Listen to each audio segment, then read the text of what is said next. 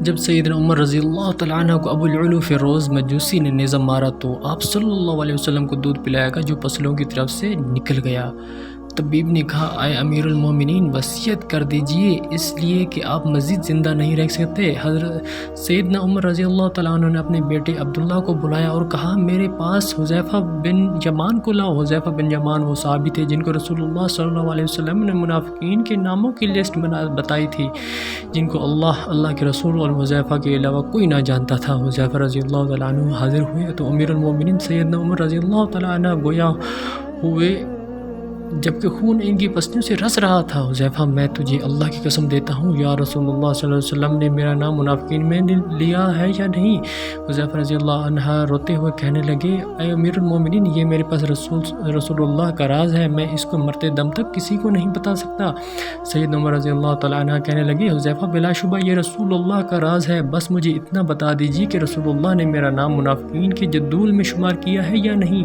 حذیفہ کی ہچکی بند گئی، روتے ہوئے کہنے لگے، اے عمر، میں صرف آپ کو یہ بتا رہا ہوں، اگر آپ کے علاوہ کوئی اور ہوتا تو میں کبھی ابھی اپنی زبان نہ کھولتا، وہ بھی صرف اتنا بتاؤں گا کہ رسول اللہ نے آپ کا نام منافقین کی لسٹ میں شمار نہیں فرمایا۔ سیدنا عمر رضی اللہ تعالیٰ عنہ یہ سن کر اپنے بیٹے عبداللہ سے کہنے لگے، عبداللہ، اب صرف میرا ایک معاملہ دنیا میں باقی ہے۔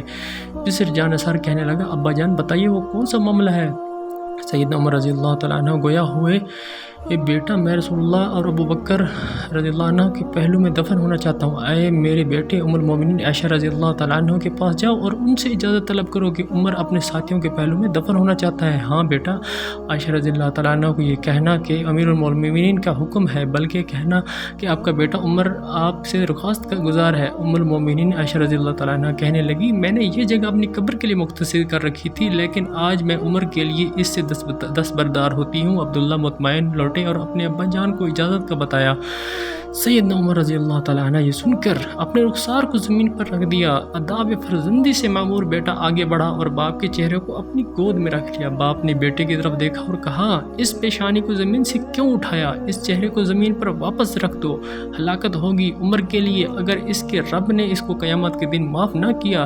رحمکم اللہ یا عمر۔ سیدنا عمر رضی اللہ تعالیٰ عنہ بیٹے عبداللہ کو یہ وصیت کر کے اس دار فانی سے کوچ کر گئے، جب میرے جنازے کو اٹھایا جائے اور مسجد نبی میں میرا جنازہ پڑھایا جائے تو حذیفہ پر نظر رکھنا، کیونکہ اس نے وعدہ توڑنے میں تو شاید میرا حیا کیا ہو، لیکن دھیان رکھنا وہ میرا جنازہ بھی پڑھتا ہے یا نہیں۔ اگر تو حذیفہ میرا جنازہ پڑھے تو میری میت کو رسول اللہ صلی اللہ علیہ وسلم کے گھر کی طرف لے کر جانا اور دروازے پر کھڑے ہو کر کہنا، یا ام المومنین، اے مومنوں کی ماں، آپ کے بیٹے عمر کا جسد خاکی آیا ہے۔ ہاں، یہاں یہ بھی یاد رکھنا، امیر المومنین نہ کہنا عائشہ مجھ سے بہت حیا کرتی ہیں۔ اگر تو عائشہ رضی اللہ تعالیٰ عنہ اجازت مرحمت فرما دیں تو ٹھیک ہے، اگر اجازت نہ ملے تو مجھے مسلمانوں کے قبرستان میں دفنا دینا۔ عبداللہ بن عمر رضی اللہ تعالیٰ عنہ کہتے ہیں، ابا جان کا جنازہ اٹھایا گیا تو میری نظریں حذیفہ پر تھیں۔ حذیفہ آئے اور انہوں نے ابا جان کا جنازہ پڑھا۔ میں یہ دیکھ کر مطمئن ہو گیا اور ابا جان کی میت کو عائشہ رضی اللہ تعالیٰ عنہ کے گھر کی طرف لے کر چلے گئے، جہاں ابا جان کے دونوں ساتھی آرام فرما تھے۔ دروازے پر کھڑے ہو کر میں نے کہا، یا امنا ولدک عمر فی، اماں جان، آپ کا بیٹا عمر دروازے پر کھڑا ہے، کیا آپ اس کو دفن کی اجازت دیتی ہیں؟ عائشہ رضی اللہ تعالیٰ عنہ نے کہا، مرحبا، امیر المومنین کو اپنے ساتھیوں کے ساتھ دفن ہونے پر مبارک ہو، رضی اللہ عنہ رضی اللہ ہو عمر سے، جنہوں نے زمین کو عدل کے ساتھ بھر دیا، پھر بھی اللہ نے